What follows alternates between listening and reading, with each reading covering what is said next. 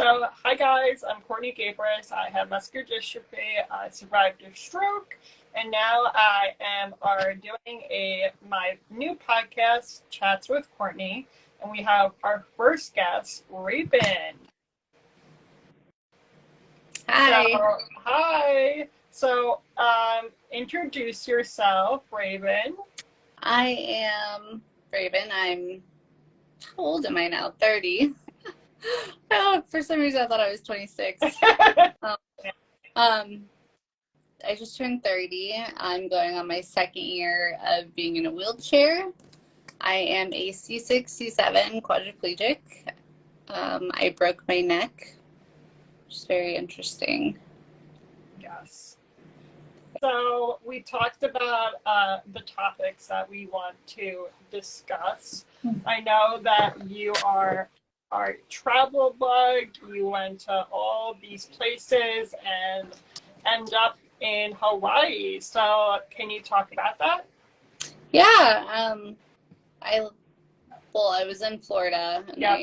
I remember I was living in Tampa on Davis Island when I met you. Yep. Way before my injury. It's so crazy how that works out. And then I left. I went across the United States, worked in Philly for a bit, and then I traveled from literally the East Coast all the way across to the West Coast, a massive road trip, just me and my dog. Landed in California for a little while with some friends. And then I took a contract out in Maui. And then once I was in Maui, I decided I wanted to stay. So I moved to islands, and I moved to Oahu, and I lived there for a few years. Nice. It's pretty nice. So jealous. I love the West Coast. I've been to Cali 2 times. My brother lives there. And I'm so jealous about Hawaii. How did you pick Hawaii? Did you like it? Obviously, it's a beautiful place. Well, my whole life, surfing was a big thing, and it's so crazy because when I was really young, I actually had this task in school, and I still have the book, and it was to make a book, and you cut out all these pictures and you write this little story. And I remember my story was about a family vacation to Hawaii, and at the end it said about the author, and I remember putting my dream is to go to Hawaii and surf one day and all this stuff, and it's really weird how that played out because I actually did that. When I was in Maui, I was this is nice. And I applied at some other places over in the other island because there's more people, there's more jobs. So I went over there and I worked, and I found the best place to stay. My landlord, which is really cool, my landlord is a paraplegic. Oh, that's funny. He was a paraplegic, so I would help him on the weekends. Oh my God. And I had learned a lot about spinal cord injuries through him. Wow. And he had told me his stories, how his accident happened, how he felt, all of it, up into the ambulance, the whole thing. And he told me his story, and I was like, this is crazy. And I remember when I was living with him, and he would have spasms, and I'd be like, oh my God, that's so scary. And just little things I would question, and it was wild because when my accident happened, he was my emergency contact. But my accident happened, I knew what I did because of him. I knew what had happened instantly. Oh my God, that is crazy. Yeah. Yeah, I did a paper on the whole situation. It was pretty. Wow. Yeah, the irony is wild. Was it a handicap place where you were living? So there was an apartment by the house. Uh-huh. was like attached, kind of like a little attached apartment. Okay. But so his whole house was ADA. So it was all wheelchair set up, everything. But, you know, it didn't mean anything to me at that time. Right. I was like, oh, okay. Yeah, this counter's a little shorter, but I'm only 5'1". That's great for me. Even though defeats the purpose. Yeah, and then after my injury, he built a house in Durango, Colorado. And when I was able-bodied, I remember like being like helping him with the blueprints and like, oh, you should do this, you should do this. And he was like, yeah, you're gonna have to come and visit sometime, and I'm gonna have to take you to this restaurant and all this stuff. Well, he built the house that I had my little inputs on, and I have now stayed there twice. Wow. But I did not plan on staying there as an ADA guest. Yeah, that's the universe. Oh my God. Wow. Yeah, and yeah, it's crazy. Wow. And he built the house so that way people's families and people that are in like wheelchairs or have disabilities can come stay there when they do like the winter ski program. That is so cool. I'm so jealous. I see like you going to Colorado, but I didn't like obviously know that. So that's so cool that it's handicap accessible, you know. It's so nice. So nice. And that's like hard to come, you know, with and I don't think like if you were there for something, like I don't think he would even charge you. He would just kindness be like, because not a lot of places are like that. No. Hotels are horrible. Right. But yeah, it's hard with, you know, in a wheelchair, and trust me, I know that. Wow, that's so interesting. Actually, I have a handicap condo Airbnb that we actually built last year on Hilton Head Island, South Carolina. Okay. So yeah, me and my mom and my aunt actually bought a condo in Hilton Head, and then we turned it into a handicap condo. So it's really cool. Like you were saying, it's really, really hard to come by. And we always love Hilton Head. We always go back. And yeah, we have all ADA, condos. So it's cool. Is it one story? I'm assuming it's a story. Yeah. So it has the beautiful like bathroom, roll-in shower. It's beautiful. Like my dreams. Yeah, his house has 2 bathrooms back to back, right across from 2 bedrooms, and they're both ADA. And like the outside backyard had ADA sidewalks to up the little mountain. It was perfect. But it's really weird because I didn't think I would be seeing life in this point of view. It's like I feel very grateful that I got to live one part of my life the way I like wanted to, and then now I get to experience it from a whole different point of view, which makes me want to like help even more. Yeah. So let's go back to Hawaii. You said that you love to surf. So I mean, obviously Hawaii is like so great. So did you enjoy surfing in Hawaii? Yeah, I had a job that was kind of close. So I lived in one side of the island, and to get to just the other side, you got to go through mountains. And I started working closer to like the North Shore, so I'd bring my board to work, and I would keep my board in work so my wax wouldn't melt. And then right after work, I would go straight over to the North Shore, and it was just every day. And I had my little spots, and I don't know. I had my friends that surfed. It was great. Yeah, absolutely. It was I'm retired from surfing. Everybody's asked me if I want to try adaptive surfing now, and quite honestly, I think I want to keep that memory like it was. Yeah. For now, I mean, you can change your perspective, you know. Yeah, I think I'm gonna get into like base jumping now. Wow. Yeah, it's actually gonna happen. So Yes, I love adrenaline, so I'm on that wave also. So let's talk about your accident. I know your accident, but you can tell your accident. it's a horror story. Yeah.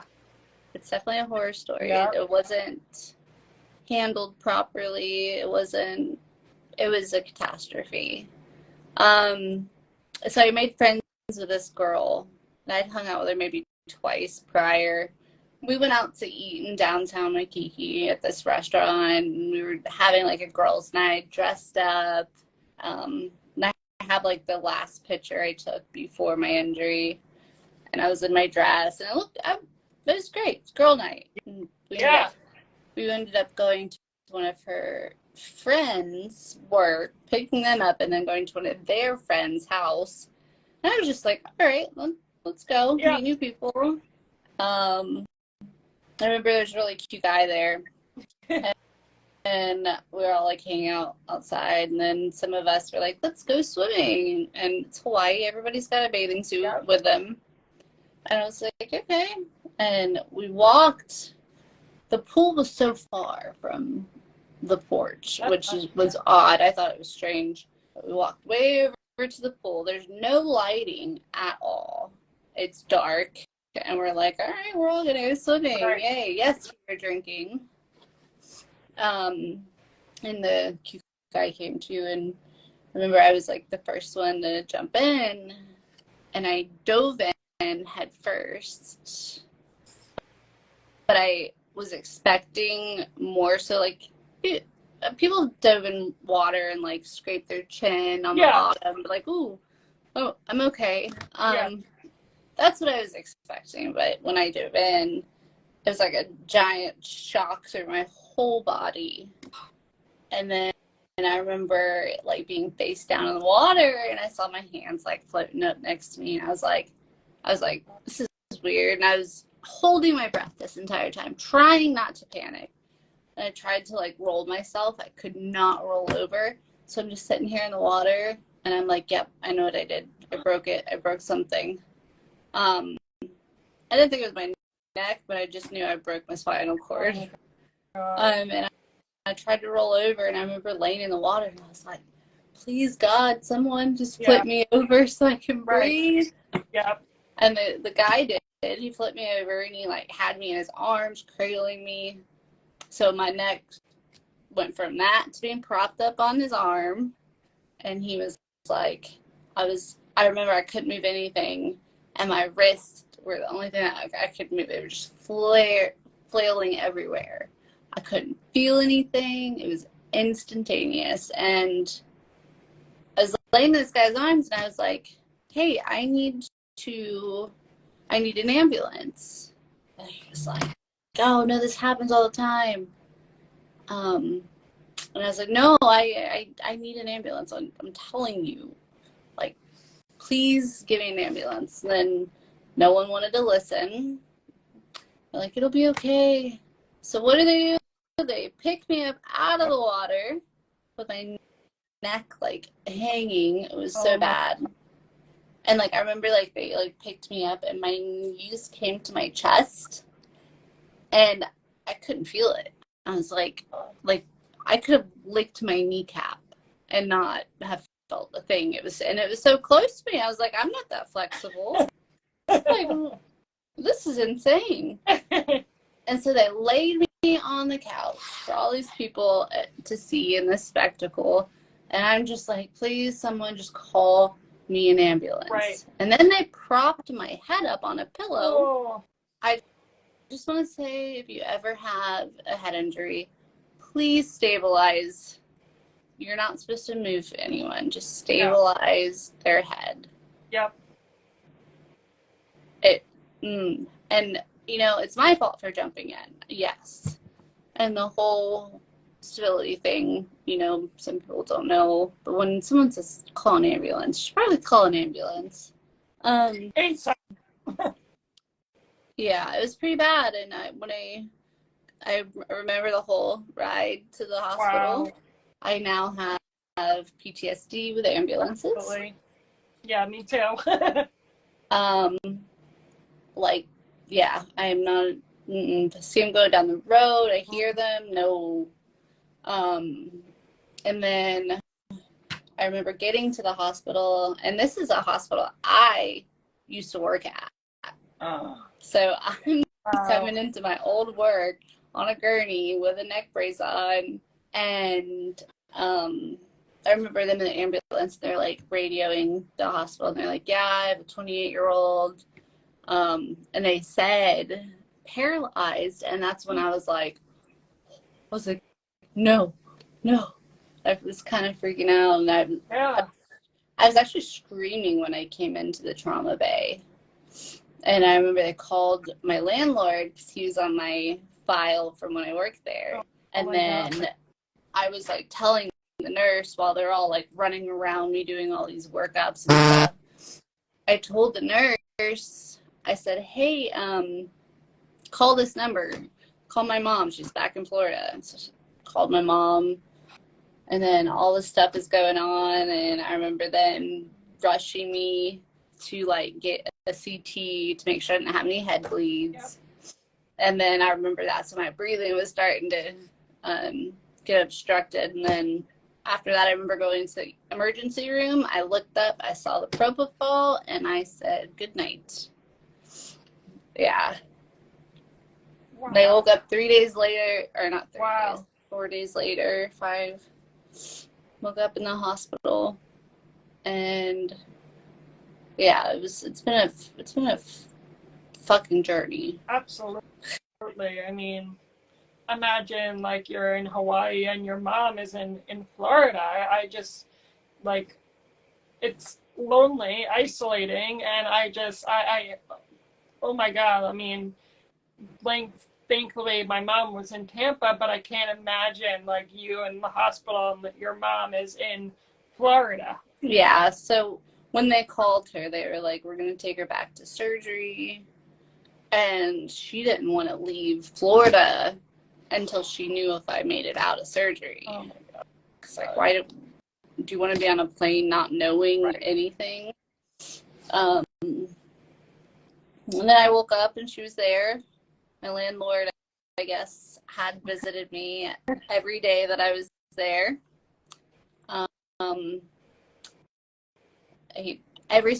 For 4 months I was in rehab, he came every single day for 4 months to see me because I didn't have my family there. Oh, wow. I mean, my mom came. Okay. She ended up coming and staying for like the first 2 weeks. Oh, wow. And then she had to go back to work and then get like everything started for when I come home. Oh my God, so lonely and isolating. I mean, I was always used to being alone. Okay. I traveled alone. I lived alone.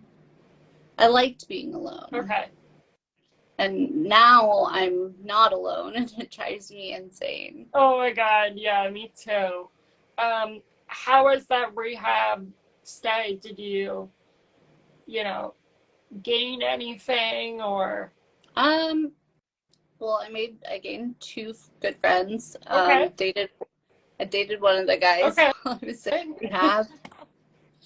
But it was hard. I remember them transferring me from the hospital to the rehab place, and I was in the rehab, and I'm still highly drugged and on so many pain meds, and I still don't comprehend what's going on. No. In my head, I'm thinking, all right, we're going to fix this, and I'll be fine in a few weeks. Right? Me too. That is exactly what I thought. I was like, I'm going to fix this, and then I'll go about my business and be back. And I was like telling my landlord that, and he's in his head thinking, Girl. I think so. But rehab was scary when I first went there. Like, the things my body did that I had no control over, as far as like bowel situation. That was so scary. And like, I am no longer ashamed of anything. Like, nope, I do not care. My dignity is out the window. That was hard, but rehab, I mean, it was great being surrounded by like people that loved me, and I was like the youngest person at the time there, and they did see quite a bit of like injuries like mine from surfing and stuff like that. Right. I was the princess, the pillow princess. I had every pillow in that rehab facility in my room. Oh my God, yes. At night, they counted, and it was like 12 or 14 pillows in my bed. Yeah. Yeah, it was hard. I remember like them moving me, and I was so wobbly, and I was like, oh my God, I'm gonna fall, and it was a nightmare. It was a nightmare, but I made it through that, and then I was sad to go home because I was so acclimated to it. I know. Listen, I was getting care 24/7. Wow. Yeah. Yeah, that's interesting. Yeah, I didn't even think about that. So, did you make that decision to go to Florida, or your mom was like, just come home? I knew I needed to go home. Okay. I mean, this was a lot bigger than I could handle on my own. Yeah. And I'm stubborn. I'm so stubborn. If it's something that can be done by just me, I'm gonna do it. Yep. I was so hard-headed, but I was like coming to terms with reality, and I was like, all right, I'm gonna go home. I'm gonna get better. I'm gonna come back. And now I am approaching my 2-year anniversary, and life is just not what I thought it was going to be. No. And 2 years went by so fast. I know. I had a lot of issues my first year. I don't know if you remember the blood clots. Yeah. I mean, same. So yeah. I came home, I had my first blood clot in my leg, and I was like, that's not edema, that's a blood clot. We should go to the hospital. Right. But first, I'm going to eat this little Jamaican beef patty, and then we'll go. I was like, I'm going to eat because I know I'm not going to be able to eat there. So they put a filter in on that first blood clot, but then months after that, I guess like 6 months after that, is when my legs from my toes up to my belly button, both legs completely full of blood clots. Oh. Like, you can go on my page if you guys are listening, and you can see like pictures. Yeah. Big goopy spaghetti looking pictures. The people were mesmerized, especially coming from someone that was so young. Right. Same, girl. Yeah. You went through the same thing, right? Yeah, blood clots. Obviously, I had a stroke in Tampa, so...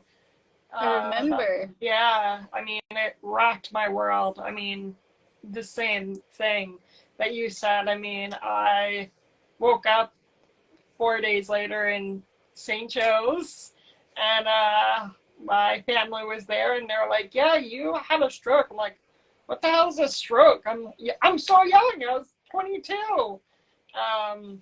And I was like, isn't that for old people? Yeah. I was like, what? And then I couldn't talk. So that was like, I'm like, what the hell is wrong with me? And I remember, going to the ICU. I'm like, oh yeah, like I'm just going to beat this and go to Gasparilla. Oh my God, are our priorities Right? messed up? Right? Oh my goodness. Yeah, like I'm just gonna beat my everlasting stroke with muscular dystrophy. I'm gonna brush it off.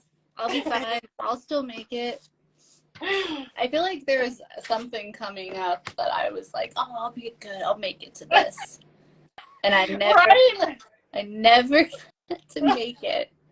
When I was like, can we put the blood clots off for another few days? I mean, it's been however long, 6 months since I, have developed them. We can wait a little longer. It's the humor that we just need to just brush the trauma off. I mean, without humor, I don't really like. It's like, so sad. But again, like our humor, our super. Oh my God, I can't talk. Superpowers. My humor is morbid now, Yeah. and it's just. Oh and yeah. It's like I don't know. I say really like things that most people would find messed up. I say them to make other people feel comfortable. Like, yeah, you can joke too. It's okay. I know. Yeah, I totally agree. My friends were like, "Are you okay?" I'm like, "Yeah, doing fine." Great. Gasparilla ready. Yeah. Do you have a plan on coming back?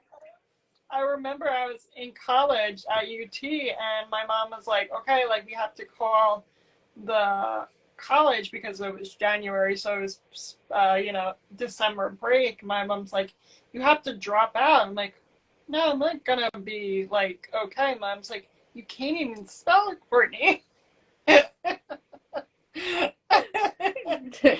No.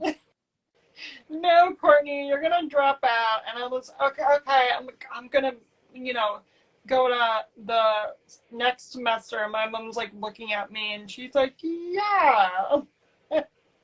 Like it's really cool to see that your reality perception was like mine, even though we're like two different things. But like, I mean, we just think it's gonna be over, and it doesn't end the way we think. It's crazy, like you said, like the time like goes fast. I think I was thinking about time. I think a year after the stroke was like my like long days. How about you? Meaning like my days were just long, just like everlasting. My first year I was in and out of the hospital so much, and that was to be expected. I had UTIs. I almost went septic. I had a lot of issues. This second year has been a little easier. Okay. Gotten some things under control, built up some strength. I'm definitely working towards some goals. Like I'm going to be hopefully getting a car. Yay! I'm so excited. I know, it's exciting. I definitely want to start working, and then I'm going to start doing more physical therapy at another place too. Yeah, let's talk about your physical therapy. I mean, it's a really, you go I think once a week. Yeah, oh, okay, so once a week. And how do you find this place in Orlando? So here in my little small town, like there is absolutely nobody qualified to work with me. Nobody. And I mean, my insurance, they'd be like, "Oh, we cover this," and I'd go there, and they'd be like, "No, we're not very like set up for you." Yeah. And before I came home, my mom had joined like this, like it's like SCI mom page. Yep. She joined that, and she got a lot of like feedback and help from people, and people at Next Step reached out, and they were like, "Hey, she can come here." And I mean, we got to the point where finding someone was so hard. We were like, "Screw it, we're gonna drive the hour." will do it. Yeah. And I was doing it twice a week, and now I'm down to once a week. Okay. It's strenuous, but it's like one of the only places that I can like go to, and it makes me want to open some place here. Yeah, absolutely. I just don't know how many. There's no wheelchair community here. Nothing. I don't even know how to start it. Like, I've made a Facebook, but where do I find these people? I know. Yeah, that was my, other challenge in Florida, because it's like the doctor. You want help? You go to the big city. Yep. Yeah. Mm-hmm. Yeah. And is this PT covered in your insurance, or you have to? It's all done by like donations. You'll see me post like something for like collecting donations. That's $100 an hour. I do 2 hours. It's pricey. I was doing twice a week, so it was $400 a week. But I do a lot of donations. Right now I'm going off of a grant that I got from what is it called? Pray, push, pray. Sorry. Okay.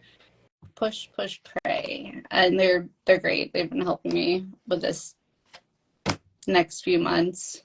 Wow.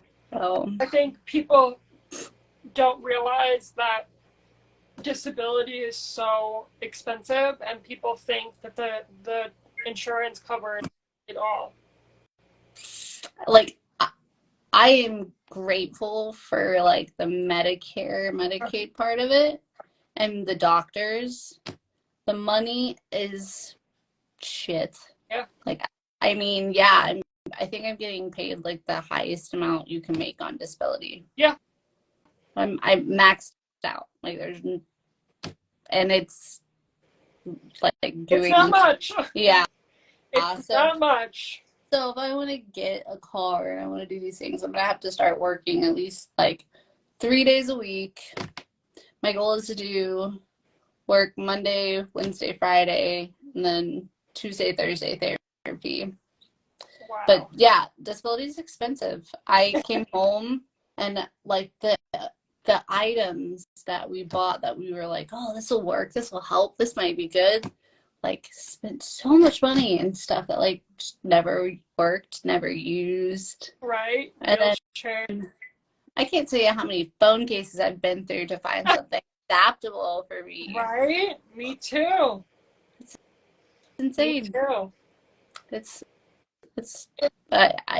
sad that people think we have a privileged life about the money and insurance and disability, and it's just not enough. So I have this little thing now. Anytime like I go somewhere and I like get nice treatment, or I get to do something that you don't normally get to do unless you're disabled, I always say it's my disability privilege. Oh, absolutely. Absolutely. Yeah.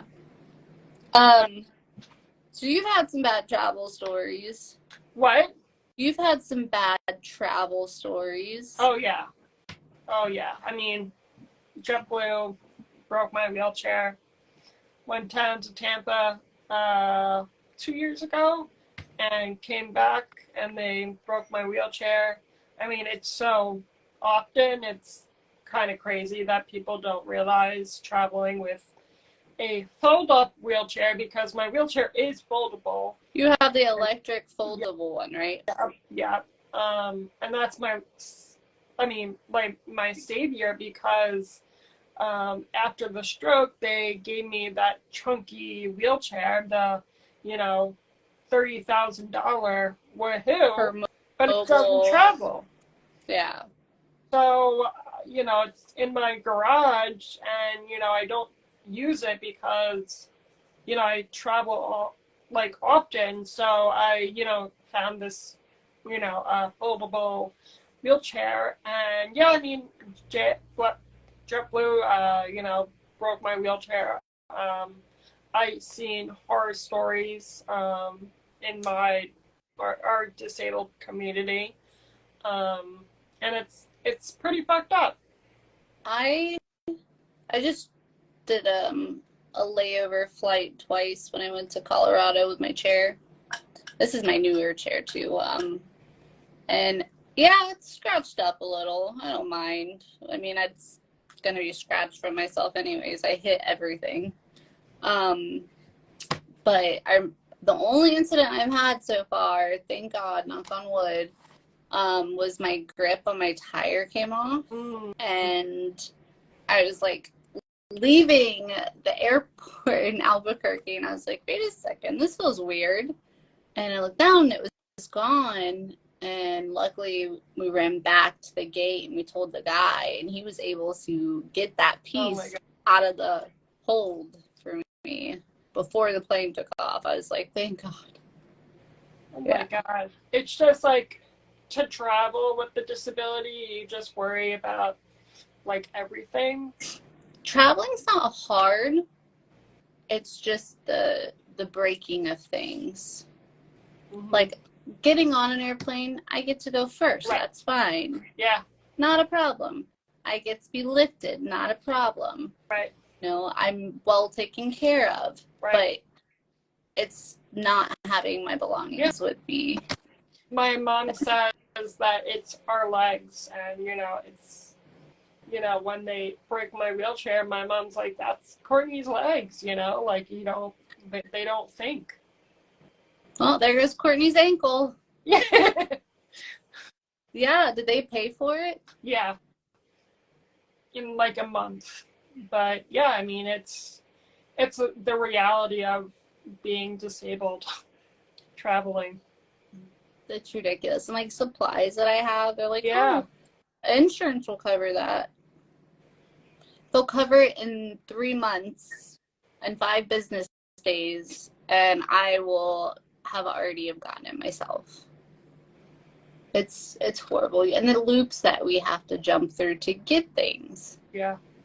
Like you shouldn't have to call. Like my friend calls every month or is having issues with getting catheters just to have the privilege to urinate. I know. I know. And the supplies, I mean, it's just ridiculous that we, have to, as you said, like jump over hoops. I mean, I think we should all just be given disability credit cards and just max it out. My whole house, I'd have a whole house on the beach, ADA. Oh, yes, me too. So did you have to like change your layout of your house because obviously you're in a wheelchair?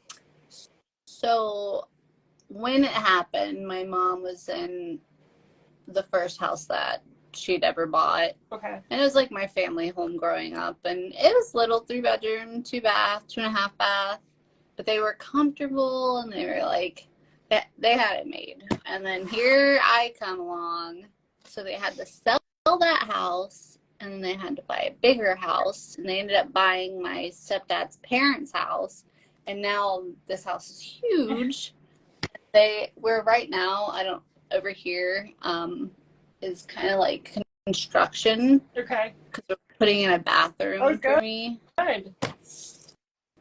We're trying to make things as ADA compliant. I bought a table from IKEA and I set it up, and I made it my little kitchenette. Yep.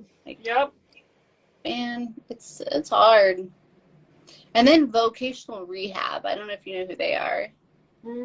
No.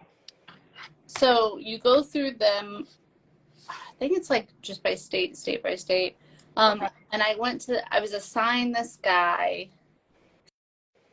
not very competent with this, but he assigns like an architect that can come out and help put in ADA things for us. And then he assigns someone to help me find jobs. And then yes. So, I fired my job lady. Yeah. I just had it. It was actually pretty comical. 2 days ago, I was laying in bed, and I got a phone call, local number. I was like, I answered. And this girl's like, hey, is this Rayven? I was like, yeah. She's like, oh, I'm just calling about your application up here at Marshall's. I was like, what? She's like, yeah, you applied at Marshall's. I was like, no, I didn't. I didn't apply there. And we kind of laughed about it. And I told her, I was like, well, I'm in a wheelchair also. She's like, yeah, well, that doesn't help. How are you going to even fit in our storeroom? I was like, see? Oh, wow. And my job lady, she's putting me down for whatever. And they're underqualified jobs. No offense to anyone that works in Marshall's, but I mean, I need something that matches my qualifications. Absolutely. I struggled for that after high school. I remember, again, they set me up with, the vocational rehab, whatever, and they wanted me to go to trade school, and that's fine. I mean, I don't, no hate, but I'm like, no, I'm going to college. Like, no, I'm not going to go to trade school. Like, I don't. They're like looking at me and they're like, well, what college? I'm like, whatever college like accepts me. So yeah, it's like they like really like put you under their, your qualifications in able-bodied. Yeah, she doesn't understand like my disability. And what they're supposed to, also she made me an entire second Indeed account and resume, all of this stuff, which I already have, like down to the T. She made me a whole new one. So she's running this whole other Indeed resume under my name. My God! I'm just waiting for Taco Bell to call so I can say yes. Literally. Oh my God. I don't know what's going on, but I think I'm gonna try to get into like more research. Because I spend a lot of time reading and. Absolutely. Yeah, the book club.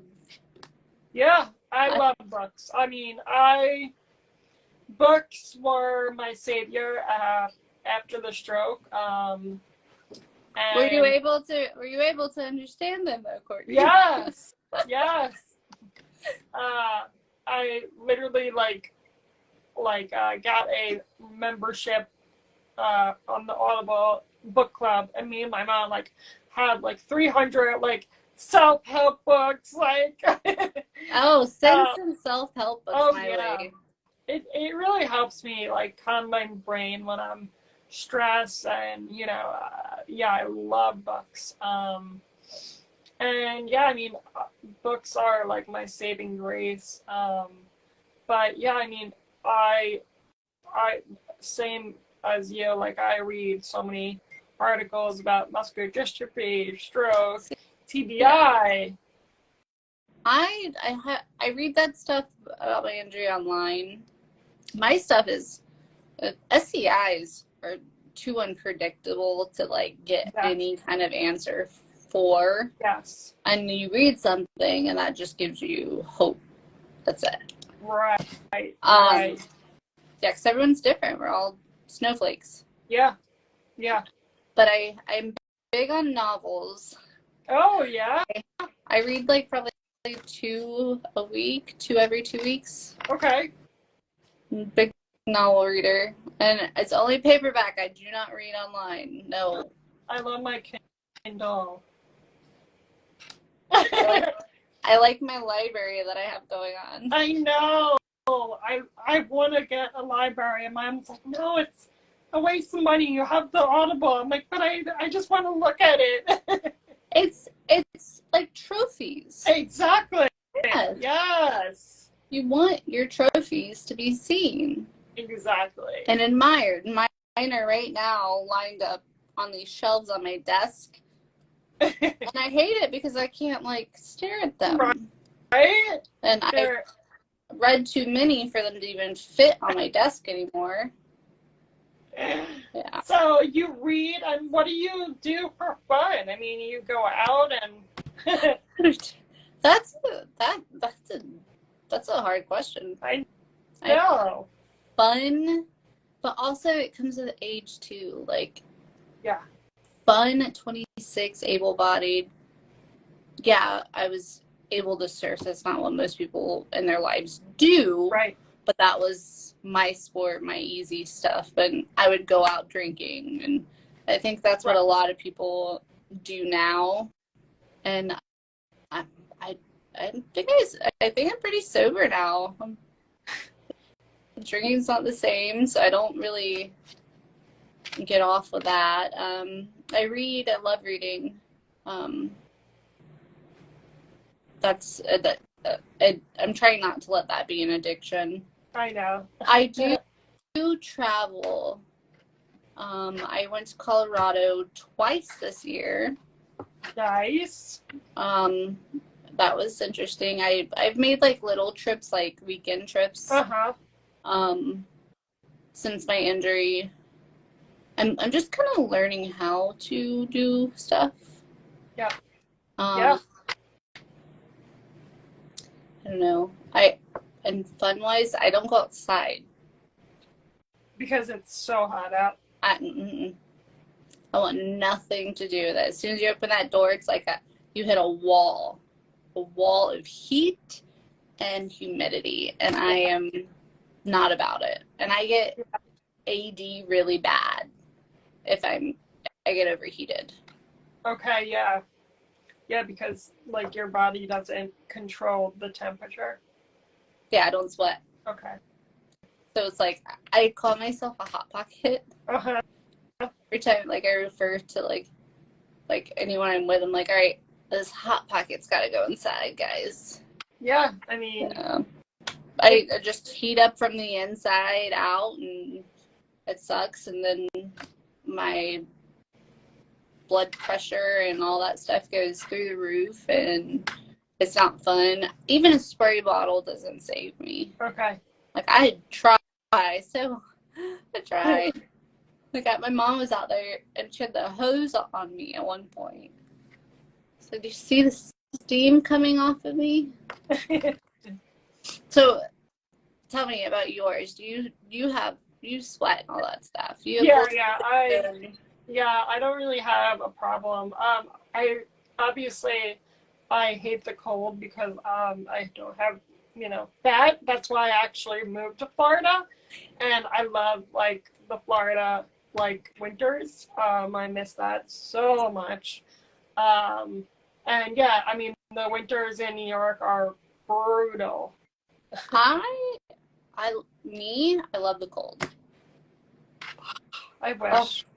Like, all the quads hate it. They're always cold. All my friends are like freezing all the time. And I'm like, it's hot kind of fan. I think, yeah, living in Florida is like, it's a lot. I mean, in the summers, it's like unbearable.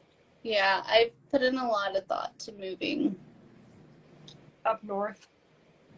Yeah, one of my good friends, Kristen, and I have just kind of tossed around the idea of like maybe in the Carolinas. I told her, I was like, I want to go to Arizona or Colorado. Okay. I probably shouldn't go to Arizona because it's hotter than it is here, but they don't have humidity. Right. Yeah, it's a dry heat. But I would move to Colorado. I have a lot of friends there, and the wheelchair community is the best. Yeah. And you have to pick states that, have, caregiver hours. I mean, that's why I moved to New York. I mean, after the stroke, I went to the government, and they're like, oh, yeah, we can, like, give you, like, 6 hours a week. I'm like, huh? Like, I need, like, 24/7, care. Like, I have muscular dystrophy. Like, I'm disabled for life. And I was just so struck that, like, that state doesn't support the disability community. It's so fucked up because, you know, with muscular dystrophy, like I said, like, you move to Florida because it's hotter in the winters, and then I had to move back north because I learned that New York and California and I think Colorado have 24/7 caretakers, and they're paying the caretakers Good good. money. It's not the best. You would think with Florida, one, the heat, Right? and everybody wants to move here. Two, the older crowd, disabled. No, it's like so. I just fired my caregiver. I mean, The horror stories. oh my God, I was thinking about that last night.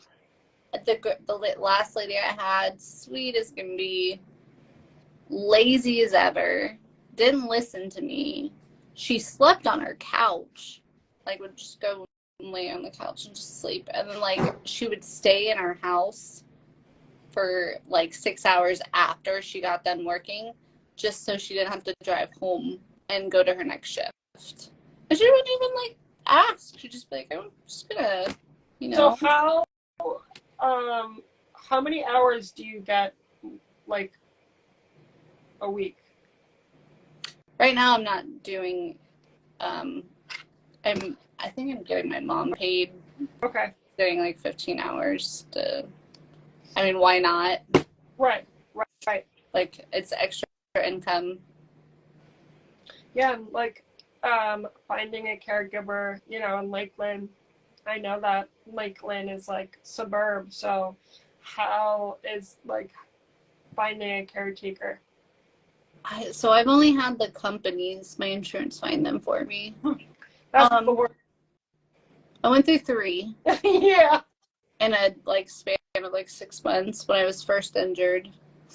The second girl was only working for me for a week, and she called out 3 times, and then didn't show the last time. And then I was like, mm-mm. But to be honest, after a certain point, they're not needed. Right. Like, and it was awkward having someone just sit around and watch you. They're just, yeah. Like, you can go home now. It's, people don't understand, you know, it's like we have to think about that person, and, you know, we can't, like, you know, put our headphones and like tune out. It's really hard to exist, you know, with the caretaker. Like, I have caretakers 12 hours a day, so I love my caretakers now, but I mean, horror stories, you know, in Florida and New York, and it's just, again, it's a hassle. You do. So you have one for all day and I have 2. Night. Yeah, I have one 2. Morning and one night, or do they split it? Yeah, they split it. So and then my mom takes care of me in the nighttime. So I have Luana, comes at 8 until 3, and then I have Michael 3 to 8, and then my mom takes over. Okay, and your mom does at night? Mm-hmm. So what kind of things are needed? Like in the daytime or the nighttime? Let's do both. Well, in the night, like mornings, showering, you know, my shower is accessible. I have the mensch, feeding me. I mean, I had muscular dystrophy growing up, so I was independent until, like, I guess college. I lost like my legs, my arm. What? Mobility. Yep, exactly. So yeah, I mean, they really have to do everything. I mean, driving me, putting me in my wheelchair. It's an extension of you. Yeah. Now at nighttime though, you said your mom, what is she? Is there like any? At nighttime, it's easy. My mom just like I think like 2 times I just say, Mom, can you just roll me because, you know, that you was know, that was me in the beginning. I was like rolling twice in the night because I mean the fear of like pressure sores and Yep. I haven't experienced it yet. Yeah, me too. I've had some gnarly burns. I've gotten pretty lucky. Yeah. So I mean, it's hard. You know, COVID, getting caretakers that want to do the job. I mean, that was a nightmare. I'm lucky that my mom is a nurse. And oh, that's nice, girl. Oh yeah. That's why my mom's graduating now. Oh, that's not so really. Cute. Not really. Oh, okay. Yeah, not really, but I'm gonna make her a plaque. Honestly, no, it's like thank God I have my mom. I mean, like just in medicine world, like I take like 8 medicines, and I was like telling my best friend, I'm like, yeah, I don't even know what I take. My mom, like, you know, my best friend was like, you don't know what you take? I'm like, no, it's because it's so long. Yeah, I the only thing I can do in the morning is when I take my meds, I look at them, and I'm familiar with all the shapes, colors, sizes, and everything. And if it looks right, nothing's missing, I take it. Right? That's all I do. Exactly. But I'm grateful for my mom. I mean, that's why like I moved back to New York, because in Florida I couldn't even like get, you know, good caretakers. Were you here by yourself in Florida? I was in Soho with a caretaker that moved, and we were doing fine for 8 months, and then she left me. So my mom had to sell her house in New York and then move to Tampa because I couldn't find, you know, reliable caretakers in Tampa. It sucks because I love that place. I know, I keep saying, I'm like, once I get these transfers down and I get my car, I'm moving back to Tampa. No, me too. It's just so sad because I was thriving in Tampa. I mean, like, I was living, and it sucks that reality and the system are so fucked up that, you know, you have to move, or you have the privilege of moving to a, you know, state that represents and, you know, acknowledges. Yeah. Let me ask you, when you had your stroke, how did you know what was going on? Like, how did that play out? Oh my God. Like, I need to know the warning signs, okay? You know, in my muscular dystrophy, like, my type affects the heart. So I knew, like, my heart was, like, you know, like, a problem. But, again, I was 21, you know, when I moved to Tampa. So I was a kid.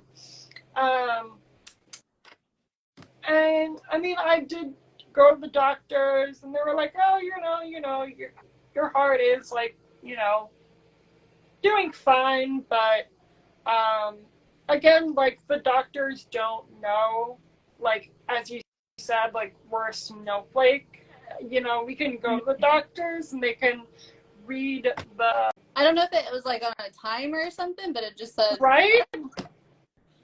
It's weird. That was weird. Sorry about that. I will send you the videos that I post.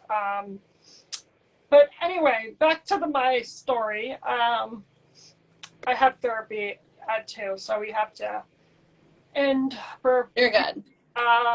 Yeah, so anyway, my heart was not doing well. I had bronchitis. I went to the hospital. They were like, you have to stay for a day.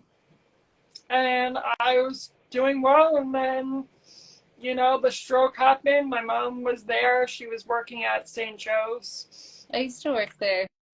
Oh, yeah. And she loves it. And my mom saw me having a stroke, and she called her doctors. the doctors, removed the blood clot in my brain. And then again, I was in a coma for 4 days, like you, same. Yeah, and I woke up in St. Joe's ICU, and my family in New York was there. I'm like, what the hell is happening? I was just trying to go to Gasparilla. Exactly. Oh, that's funny. Oh man, how did you feel when it was happening? You didn't feel anything? I think outer body experience. It's like I'm in there, my body, but like the doctors are telling my mom and my aunt, but I'm like, hello, I'm here, like, talk to me. Yeah.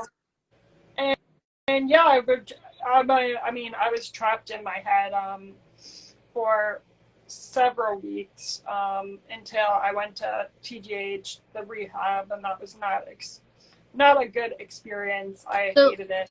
I remember you going to the Tampa General Rehab. Yeah, Davis Island. Unfortunately, I worked at Tampa General for 5 years too.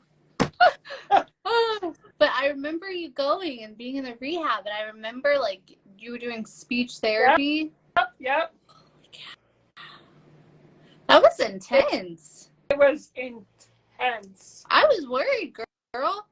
Did I come and visit you? Probably. Because you were working. Oh no, I think I came off. Yeah. Like off the clock. Yeah.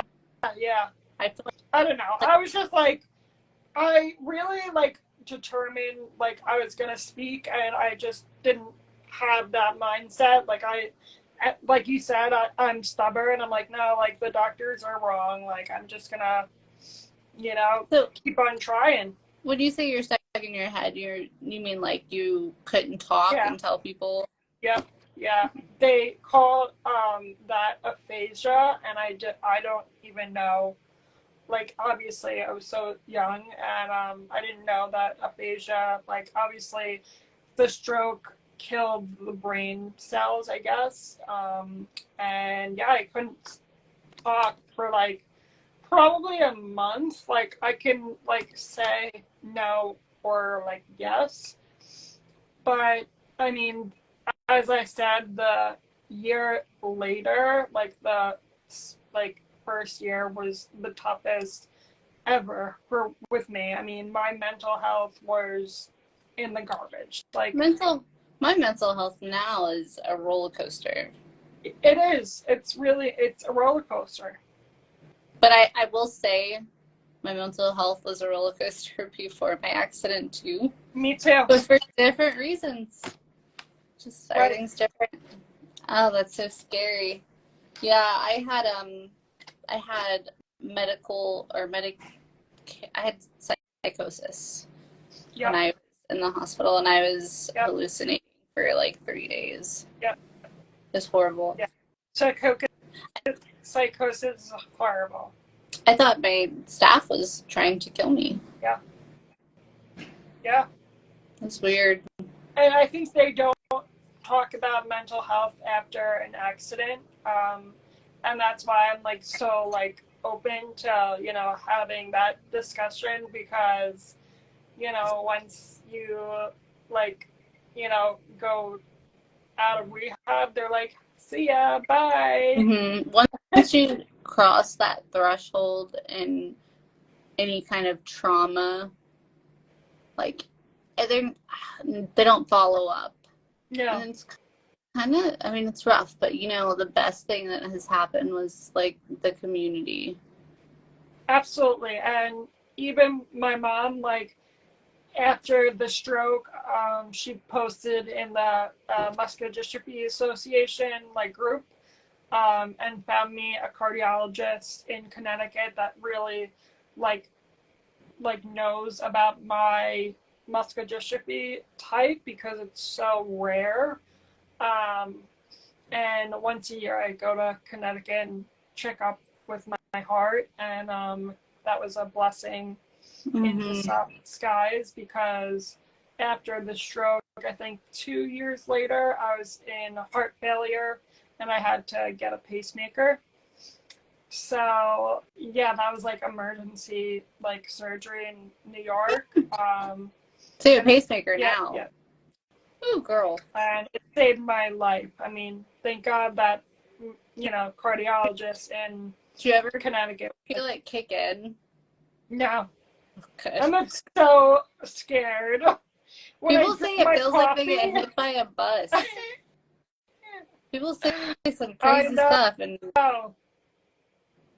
no, it's working amazing when I like drink my coffee. I'm like, oh my God, I hope it's like not gonna shock me. It's not gonna shoot my heart rate up. But yeah, social media, I mean, it's just a game changer for the disability community. I mean, where would we be without it? Lonely. No, it's really lonely, and thank God I have you, all my friends in muscular dystrophy, and I mean, spinal cord injury. I mean, we're the same, but we're all fucked up. That's just all I'm gonna say. But it's really heartwarming that the disability community is right here on our phones, and yeah, it's just a game changer.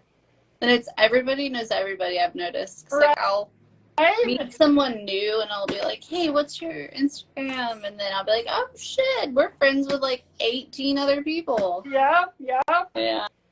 It's crazy. It's such a small community. It is. It's really it's cool because you can learn about states that I don't even know, what they offer, or just your adaptable skiing, that's awesome. I want to do that. So it's cool that we can learn. Maybe we can shoot for next year and meet up skiing. What's so cool? It was my favorite part. Well, my favorite part was making a best friend there. Her name's MK. Okay. And MK stands for Mountain Kid. For real life. That's her name. But she was my ski instructor, and we became such good friends. And the best part about the whole thing was falling. Oh my God. I loved it. Just let me go. She let me go on these little tethers, and I would do one little turn, and then the next one I'd just fall over. It was fun. I mean, I wasn't scared. I think after my injury, very little scares me. Exactly. No, same. Yeah. And it changes your perspective. I think people are just so worried about, this is another topic, but people are just so insecure and they're gonna look at me. I'm I don't fucking care. I am myself, in my wheelchair. I'm just used to staring at a grocery store, and my friends are you don't even notice it anymore. No, you don't notice it, and your friends actually notice it more than you. I think what helps is the fact that we're not eye level with people. So we don't really look up and notice anything. Also, when I was in rehab and I was getting my first wheelchair designed, I was I want hot pink. Yeah. Hot pink, because I said, if they're going to stare at me, let's make it pretty. So I did the same thing. Yeah. I think people are kind of accustomed to it now, though. I think disability is becoming more of a known thing. Absolutely. I love it. Yeah, people just don't look at it anymore like they used to. No, absolutely. Except my grandmother. That woman asked you some questions. She is on it. I told her, I was Grandma, just because I'm in a wheelchair does not mean my value has lessened But back in her day, that was not a thing. Yeah. Like, yeah. You were considered broken if you were disabled. It's you true. know? I mean, my grandpa is 100. He turned 100 3 weeks ago. And I just, like, show him my work and graphic design, and I, send my coloring books, and he's perplexed. I mean, because, as you said, like, they think that, like, you're just here for the fun of it. And I'm like, no, Grandpa, like, I made coloring books, and I do this and this and this. So he's so proud of me, and he calls me all the time. He's like, you're the best. Like, it's really heartwarming. I saw your work, and I saw your little interview and all that. That's so cool. I love it. Yeah, it gets me through, I have my laptop, and it's like my baby. Like, I bring my laptop everywhere. It's just when I get frustrated or I just hate the world, I just get in the graphic design mode, and I just do that. Mm-hmm. That's your outlet. Yeah, and books, like you said. Yeah, I try not to do social media very much. I try to limit myself like 1 hour in the morning while I drink coffee, and then occasionally I'll find myself like, let's just scroll a little bit. Yeah, on TikTok. And also thank you for checking in on me the other day. Yeah. I was this month is rough. I know. The anniversaries are very rough. I was going through it that day. I couldn't even explain it. It was so bad. Do you have, like, parties, like, because I do, like, my get-togethers, like, that day that, like, I woke up in December? Do you celebrations? Life days? Life days. I did my first one, I think this year, because it was my 30th birthday, and we had lots of stuff going on. I think I'm gonna kind of keep it more family and low key this year. Yeah. I don't feel like I don't know. Year two's kind of hard for me. Yeah. 2 years I haven't felt sand, and like it's rough to think about. I know. Yeah, my anniversary's Christmas time, so I'm like, I like Christmas, but I don't like this month. Like, it's just like, ugh. Yeah, definitely. Well, it's been nice. Thank you. We should, thank you so much. I'm so grateful that you wanted to talk to me, and I will catch up on. I will text you after therapy, and I will edit this. Oh my God, I can't even talk. I need my caffeine. I'm gonna edit this video and then post it on Facebook and Instagram. They can see. That's fine. I mean, that's gonna be fun watching myself. And TikTok, obviously. Oh man, yeah. Go ahead. Thank you for being my first guest. I love it. Yes. I love this. And then when we get to 100, I will be the 100th guest. Yes. Oh my God. I'm laying my claim right now. Have an awesome day, and I will text you. Yeah, I'll talk to you in real life in a minute. Okay. Bye, guys. Thank you. Bye. Bye. I'm gonna turn this shit off. You